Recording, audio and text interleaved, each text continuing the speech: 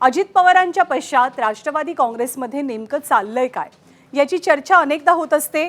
मग ती पक्ष पातळीवरची चर्चा असते, कधी ती पक्ष विलिनीकरणाची चर्चा असते, कधी ती पक्षातल्या नाराजीची चर्चा असते, तर कधी ती पक्षातल्या नेतृत्वाची सुद्धा चर्चा असते। राष्ट्रवादीची धुरा अजित पवारांच्या पश्चात त्यांच्या पत्नी सुनेत्रा पवार यांच्याकडे आली। पक्षामध्ये सुनेत्रा पवार पर्व सुरू झाल्याचं मानलं जाऊ लागलं।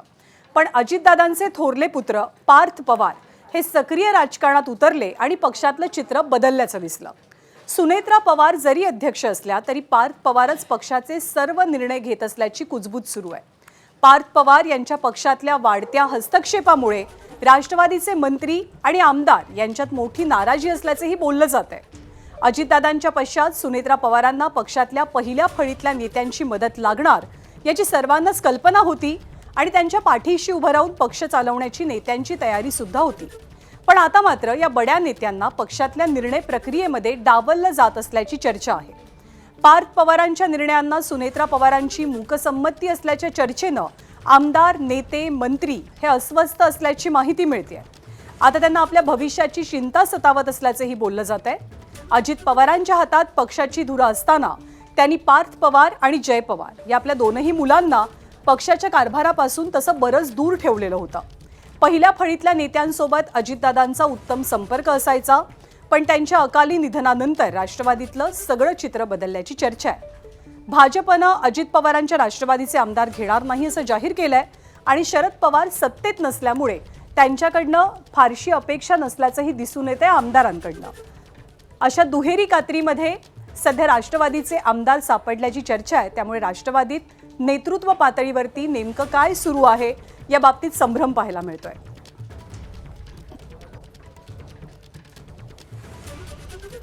आणि याच नेतृत्वाच्या मुद्द्याशी जोडून पुढची बातमी आहे ती म्हणजे पक्ष निधी संदर्भातली।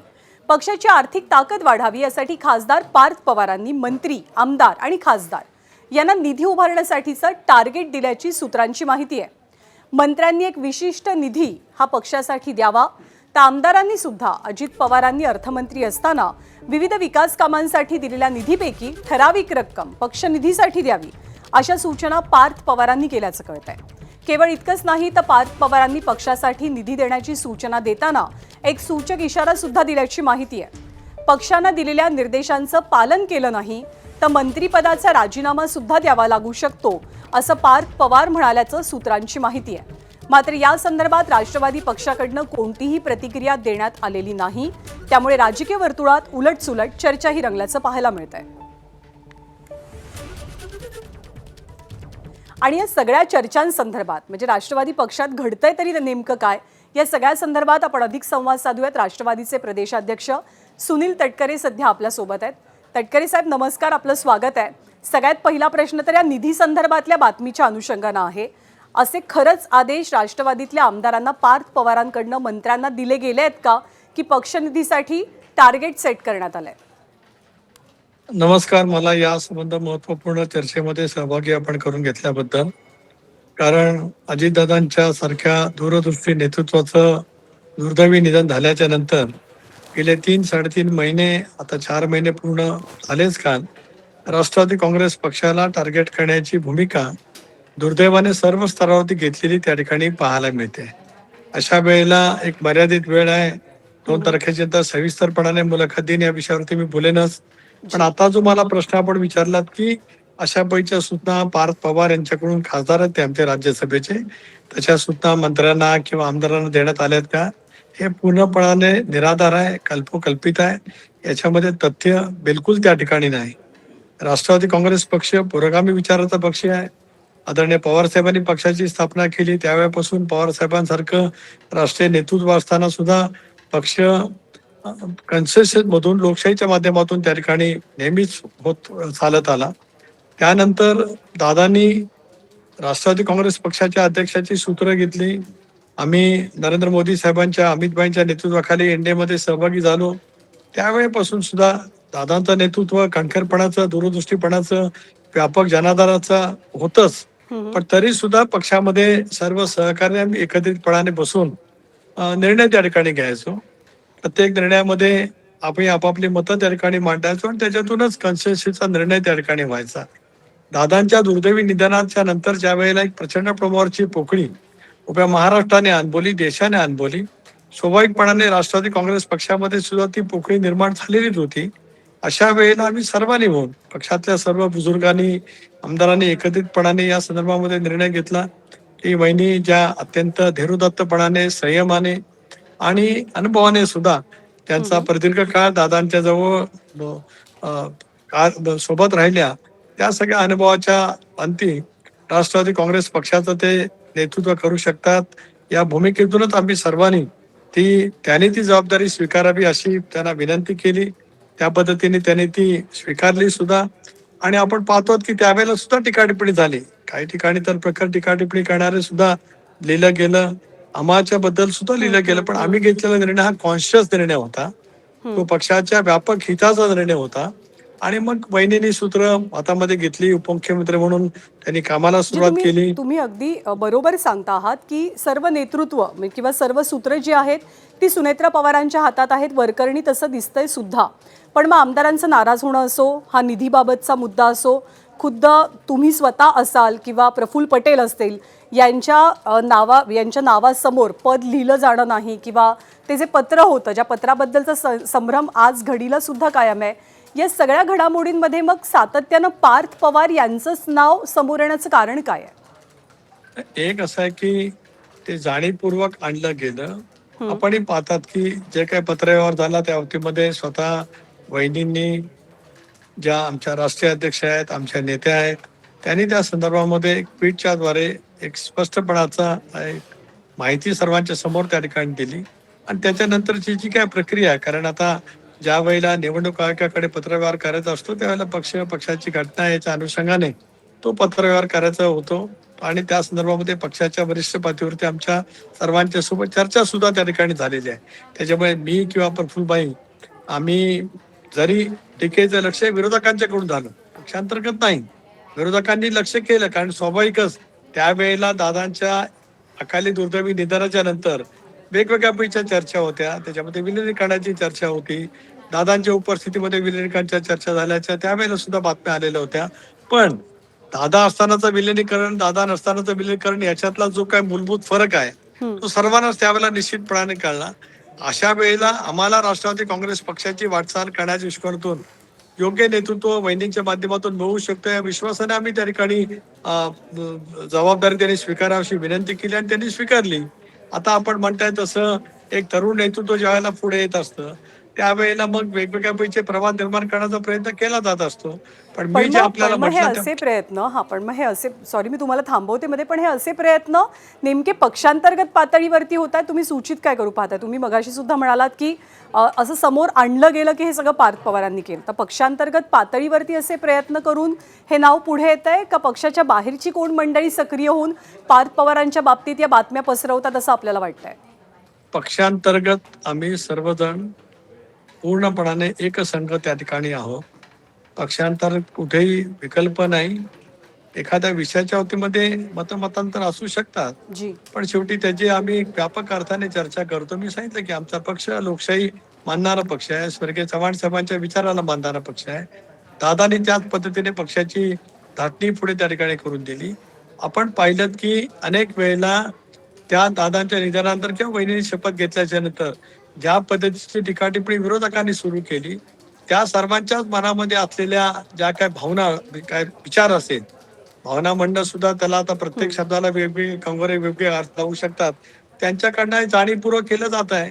आणि मला असं वाटतं वेळोवेळी माझ्या पत्रकार परिषदेमध्ये किंवा ज्या ज्या वेळेला मी मुलाखत दिली त्या वेळेला या संदर्भातली मी स्पष्टता नक्की केलेली आहे. आजही पुन्हा एकदा ती अधोरेखित करू इच्छितो आहे. कारण हे राष्ट्रवादी काँग्रेस पक्ष, अनेकांना असं वाटलं होतं की दादांच्या दुर्दैवी निधनाच्या नंतर आम्ही पूर्णपणाने कोलमडून पडेल, पक्ष विस्कटेल, पक्षाची घडी विस्कटेल. पण ज्या विरोधांतपणाने वहिनींनी सूत्र हातामध्ये घेण्याचा आमच्या विनंतीच्या नुसार निर्णय घेतला, त्याच्यानंतर पक्षाची वाटचाल चालू आहे. हे बघवत नसेल तर त्यावेळेला अशा पद्धतीची टीकाटिप्पणी होऊ शकते. आता असा एक पक्षाच्या आयुष्यामध्ये एक फेज येत असतो की त्याला तशापेक्षा टीकाटिप्पणीला सामोरं जावं लागत असतं. आम्ही सगळेजण दीर्घकाळ राजकारणातले वावरलेले आहोत. मी असेल, प्रफुल्लभाई असतील, भुजबळ साहेब असतील, हसन मुश्रीफ साहेब असतील, दिलीप वळसे पाटील साहेब असतील, धनंजय असतील, पक्षाचे आमचे अन्य वरिष्ठ नेते सुद्धा आहेत, माझे सर्व आमदार सहकारी आहेत, काही 5 टर्मचे 6 टर्मचे आहेत, काही 3 टर्मचे आहेत, काही 2 टर्मचे आहेत. आम्ही प्रत्येक जण आपापल्या स्तरावरती राजकीय क्षेत्रामध्ये दीर्घकाळ त्या ठिकाणी वावरलेलो आहोत. अशा वेळेला अशापैकी टीका ही एका बाजूला होते, पण त्याच आत्मविश्वासाने आणि एकसंघपणाने त्या साऱ्या गोष्टीला आम्ही सामोरं जाण्याचा निश्चितपणाने प्रयत्न करतो, तर आम्ही त्याच्यात यशस्वी होऊ. अशा वेळेला आता राज्यसभेचे आमचे खासदार आहेत, तरुण नेतृत्व ज्यावेळेला पुढे येतं त्यावेळेला त्या नेतृत्वाच्या मनामध्ये एक वेगळ्या पद्धतीचा विचार निर्माण करण्याची भूमिका अशा पद्धतीच्या टीका टिप्पणीच्या माध्यमातून होत असते. पण आम्ही या सगळ्या गोष्टीला आत्मविश्वासाने सामोरं जाऊ, एकसंघपणाने सामोरं जाऊ आणि दादांच्या दुर्दैवी निधनानंतर सुद्धा ज्या कष्टाने ज्या नेटाने दादाने सगळं उभं केलेलं आहे जी ते पुढून शेवटच्या दृष्टिकोनातून वहिनींच्या नेतृत्वाखाली आम्ही निश्चितपणाने काम करणारच आहोत. दादा असताना खरं तर पार्थ पवार फारसे पॉलिटिकली ॲक्टिव्ह पाहायला मिळाले नाही. ते होते पक्ष संघटनेची कामं करायचे, पण इतक्या फ्रंट फूटवरती येऊन ते राजकीय गोष्टी सांभाळत नव्हते. आता ते तसं करतायत. त्यांचं नेतृत्व पाहून आपल्याला काय वाटतं? एक असं आहे की दादा असताना ते करत नव्हते, वस्तुस्थिती खरी आहे. म्हणजे नेतृत्वाच्या प्रक्रियेमध्ये त्या ठिकाणी नव्हते, परंतु पाठीमागून ते काम करतच होते. 19 सालची लोकसभेची निवडणूक त्यांनी मावळ लोकसभा मतदारसंघातून लढवली. त्यावेळेला पक्ष एकच संघ होता. पवार साहेबांच्या नेतृत्वाखाली त्या निवडणुकीला आम्ही सगळेजण सामोरं गेलो. याचा अर्थ काल परवाच राजकारणामध्ये आलेत अशातला काय भाग नाही. 19 मध्येच त्यांनी लोकसभेच्या निवडणुकीच्या माध्यमातून राजकारणाचा त्यांचा प्रवेश त्या ठिकाणी झालेला आहे. आता अशा वेळेला एखादं नेतृत्व तरुण नेतृत्व ज्याला पुढे येत असतं त्याच्याबद्दलच्या बावड्या उठवण्याचं काम काही मंडळी करत असतात. दुसरा आणखी एक मुद्दा सातत्यानं विरोधक चर्चेत आणतात, तो म्हणजे असा की पक्षामध्ये ज्या काही घडामोडी घडत आहेत, म्हणजे चुकीच्या पद्धतीनं त्या बाहेर येतात असं तुम्ही म्हणताय, तर जेव्हा नेतृत्वावरती प्रश्नचिन्ह उभं राहतं तेव्हा नेतृत्वानं सुद्धा बोलणं अपेक्षित असतं असं सातत्यानं विरोधकांचं म्हणणं आहे. पण नेतृत्व बोलत नसल्यामुळे, म्हणजे सुनेत्रा पवार बोलत नसल्यामुळे सगळ्या घडामोडींना त्यांची एक प्रकारे मूकसंमती आहे की काय असं सुद्धा चित्र विरोधकांकडनं निर्माण केलं जातं. तर सुनेत्रा पवारांचं न बोलणं या सगळ्या प्रक्रियेमध्ये कुठेतरी थोडंसं क्रिटिकल ठरतंय का पक्षासाठी? एक असं आहे की वहिनी आज मीडियासमोर बोलत नाहीत असं म्हणजे काही बाबतीमध्ये. एक भाग असा आहे की दादांचं निधन ज्या पद्धतीने झालं अतिशय म्हणजे अवेळी तर झालंच, परंतु म्हणजे कोणाच्याही स्वप्नामध्ये आलं नव्हतं अशा पैकी झालं. अशा त्या दुर्दैवी प्रसंगाच्या नंतर या सगळ्या गोष्टीचा आम्ही सर्वांनी जबाबदारी दिलेली स्वीकारल्याच्या नंतर दोन्ही गोष्टी असतात. एक पत्नी म्हणून दीर्घकाळचा सहवास आणि दादांचं अकाली जाणं हा परिणाम मनावरती कोणाचे होतं ते मानवी जीवनामध्ये स्वाभाविक आहे. पण अशा वेळेला त्या कणखरतेने आत्मविश्वासाने पक्षाचं नेतृत्व स्वीकारण्याची त्यांनी जबाबदारी स्वीकारली. मी वारंवार या गोष्टीचा उल्लेख केला, माझ्या भाषणामध्ये केला, मुलाखतीमध्ये केला. तो त्यांनी जे स्वीकारलं ते पक्षासाठी एक तरीचं बळ ठरलं. आता प्रत्येक वेळेला समोर येऊन त्या वेळेला बोललं गेलं पाहिजे अशातला काय भाग नाही. त्याचा अर्थ या सगळ्या काय घडामोडी घडतात त्याला मूक संमती आहे असं म्हणणं त्यांच्यावरती सुद्धा अन्याय करण्यासारखं ठरेल असं मला स्वतःला वाटतं. त्यांच्याकडे कमालीचा आत्मविश्वास आहे, धीरोदात्तपणा आहे, संयमी आहे नेतृत्व आणि अभ्यासू नेतृत्व सुद्धा आहे. आता काळाच्या ओघामध्ये अनेक गोष्टी त्याची उत्तरं मिळत असतात. ती काय तातडीनेच मिळाली पाहिजेत अशातला काय भाग नाही. काळाच्या ओघामध्ये ते सिद्ध होईल. एक आपण पाहिलं की बारामती मधला त्यांचा विजय 2,14,000चा देशातला विक्रम करणारा जो विजय आहे. दादांच्या दुर्दैवी निधनाच्या नंतरची पहिली निवडणूक होती.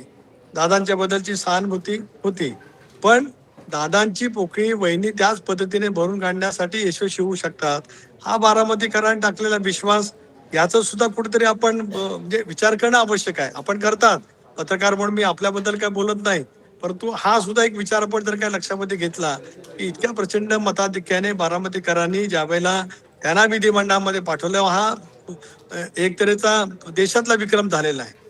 खरं तर ऊन वगैरे नसतं तर अजून त्याच्यापेक्षा जास्त मतदान झालं असतं आणि झालेल्या मतदारामध्ये 95-96% मतदान यापूर्वी कधी उमेदवाराला पडलेलं नव्हतं. अगदी पोटनिवडणुकीमध्ये सुद्धा बरोबर आहे. तो अर्थातच एक विक्रम आहे. पक्षात सगळं काही आलबेल आहे, कोणतीच नाराजी नाही आणि पार्थ पवारांनी अशा कुठल्याही सूचना दिल्या नसल्याचं आपण म्हणताय. सुनील तटकरेजी आभार आपले, आपण पक्षाची भूमिका स्पष्ट केली त्याबद्दल. धन्यवाद. धन्यवाद. आपण मला हे बोलण्याची किंवा मांडण्याची संधी दिल्याबद्दल आपले आभार. धन्यवाद. थँक्यू.